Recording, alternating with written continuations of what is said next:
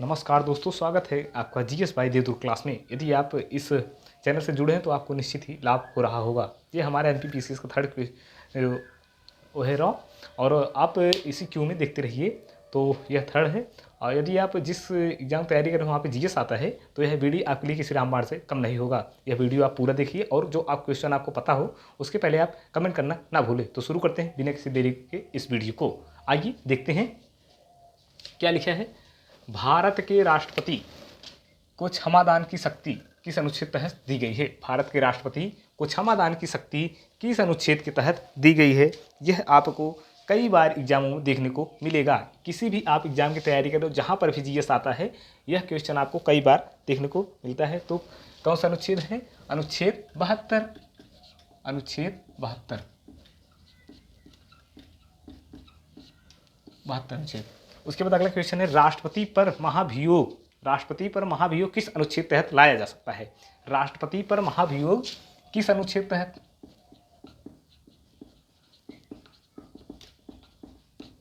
राष्ट्रपति पर महाभियोग किस अनुच्छेद तहत लाया जा सकता है? तो अनुच्छेद 61 के तहत। राष्ट्रपति पर महाभियोग अनुच्छेद 61 के तहत लाया जा सकता है। तो अगला क्वेश्चन है, रिजर्व बैंक का राष्ट्रीयकरण कब किया गया? रिजर्व बैंक जो है उसका राष्ट्रीयकरण कब किया गया है दोस्तों, आपको बताना है। यदि आपको मालूम हो तो आप कृपया अवश्य कमेंट कर दीजिए। तो यह क्वेश्चन पूछा गया था एमपीपीसीएस 2023 में। तो राष्ट्रीय बैंक का राष्ट्रीयकरण रिजर्व बैंक का 1949 में किया गया था। कब किया गया था? 1949 में किया गया था रिजर्व बैंक का राष्ट्रीयकरण। उद्देश्य प्रस्ताव कब पारित हुआ? नेहरू जी ने उद्देश्य प्रस्ताव कब पारित किया था, यह आपको बताना है। यदि आपको मालूम है दोस्तों तो इसका आप जो है आंसर पिन कर दीजिए, कमेंट कर दीजिए। तो क्या बताना है? नेहरू जी ने उद्देश्य प्रस्ताव कब पारित किया था? तो कब पारित किया था? 13 दिसंबर 1946 को पारित किया था।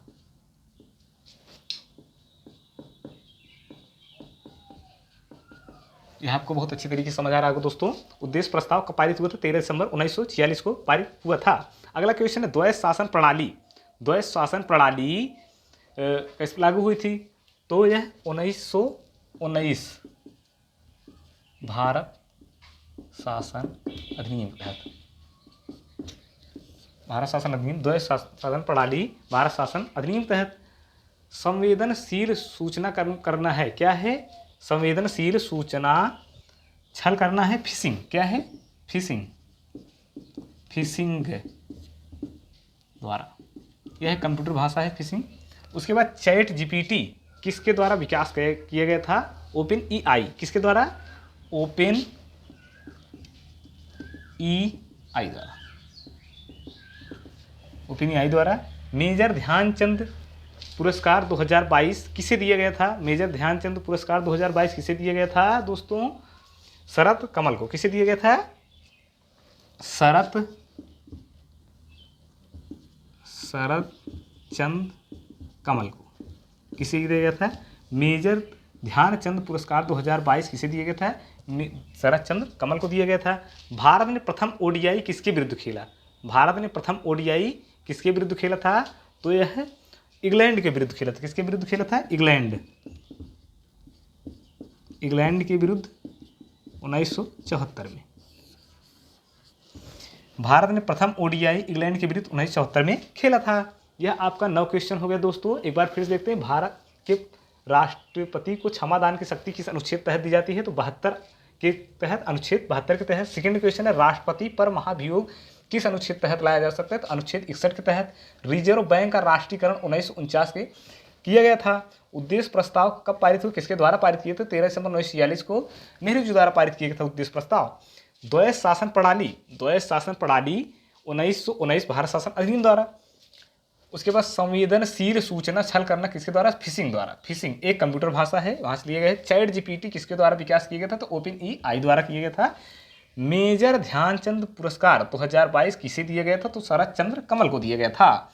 उसके बाद भारत ने प्रथम ओडीआई कब खेला था? ओडीआई मतलब होता है वनडे इंटरनेशनल। दोस्तों आप अगर क्रिकेट देखते होंगे तो उसके ऊपर ODI करके लिख कर आता होगा, तो इसका मतलब one day international, one day international होता है। और आप जानते हैं कि क्या होता है, T20 आइस करके रहता है, T20 इंटरनेशनल, इसका भी आइस का मतलब इंटरनेशनल होता है। उसके बाद अगला होता है टेस्ट भी इंटरनेशनल होता है। तो यह जो है तीनों इंटरनेशनल। सबसे पहले ओडीआई आप बहुत से बार सुने होंगे, तो इसीलिए आपको मैं पूरा डिटेल बता दिया। ओडीआईस करके लिख कर आता है, वन डे इंटरनेशनल होता है। उसके बाद अगला है T20 आइस, तो T20 इंटरनेशनल होता है। उसके बाद टेस्ट होता है, टेस्ट इंटरनेशनल। तो यह 3 मैच आप बहुत अच्छी तरह से जानते होंगे। ओडीआई जो होता है 1 दिन में होता है, पूरा 1 दिन इसमें लगता है। यदि आप वनडे देखते होंगे, अभी विश्व कप हाल ही में चल रहा था 4-5 महीने, तो आप वहाँ पे देखे होंगे। तो ओडीआई वनडे इंटरनेशनल कप था, अब 20 विश्व कप आने वाला है। तो वनडे जो होता है 1 दिन पूरा होता है, ये 50-50 ओवर का होता है, पूरा 100 ओवर फेंका जाता है, इसमें 8 घंटे लगते हैं, इसलिए इसका नाम ओडीआई रखा गया। और डे नाइट इसको भी कहते हैं, day night ODI. Day night मतलब होते हैं 2 बजे दोपहर से लेकर 10 बजे रात तक आता है, तो डे नाइट ओडीआई कहते हैं। और अगर 9 बजे सुबह से लेकर 4 बजे शाम तक आता है, सिर्फ वनडे मतलब पूरे दिन में खत्म हो जाता है, तो भी वनडे कहते हैं, लेकिन एक डे नाइट ओडीआई होता है। उसके बाद है T20 आइस, T20 अंतर्राष्ट्रीय, उसके बाद टेस्ट इंटरनेशनल। तो इतनी प्रकार के क्रिकेट खेले जाते हैं इतनी समय। तो अगला है अंतर्राष्ट्रीय योग दिवस कब से मनाया जा रहा है। अंतर्राष्ट्रीय योग दिवस कब से शुरू हुआ। तो आप सभी जानते हो, हमारे प्रिय प्रधानमंत्री नरेंद्र मोदी जी जो है अंतर्राष्ट्रीय योग दिवस मनाने के लिए जो है यूएन से अपना करवाए थे। तो वहाँ से ही ये शुरू हुआ था। तो कब से शुरू हुआ था, 2015 से शुरू हुआ था। और कब से किस तारीख को मनाया जाता है, 21 जून को मनाया जाता है, 21 जून को मनाया जाता है। यहाँ बहुत अच्छी तरीके से दोनों क्वेश्चन याद कर लीजिए, क्योंकि यह मल्टीपल टाइम्स क्वेश्चन पूछा जाता है। तो यह आपको 10 क्वेश्चन बहुत अच्छी तरीके से समझ आया होगा। यह पूरे क्वेश्चन जो है MPPCS 2023 में पूछे गए थे। बिना किसी डाउट के आप इन क्वेश्चन को देखिए और पढ़िए, याद करिए। आप किसी परीक्षा की तैयारी कर रहे हो, चाहे जो परीक्षा हो, इस प्रकार क्वेश्चन जरूर पूछ लिए जाएंगे। यदि उसमें जीएस पूछा जाता है, इसका पार्ट है, तो आप भारत की किसी भी एग्जाम तैयारी कर रहे हैं, यह वीडियो आपको पैनी सीए से कम नहीं होगा। तो बिना किसी देरी के इस चैनल को शेयर, सब्सक्राइब, कमेंट कर दीजिए, बिना सोचे समझे, क्योंकि यही चैनल है जो आपको किसी भी एग्जाम को क्रैक करने में मदद करेगा। और यदि आप इसे फेसबुक देख रहे हो तो फॉलो करना ना भूले, और लाइक करना ना भूले, कमेंट शेयर करना ना भूले। धन्यवाद।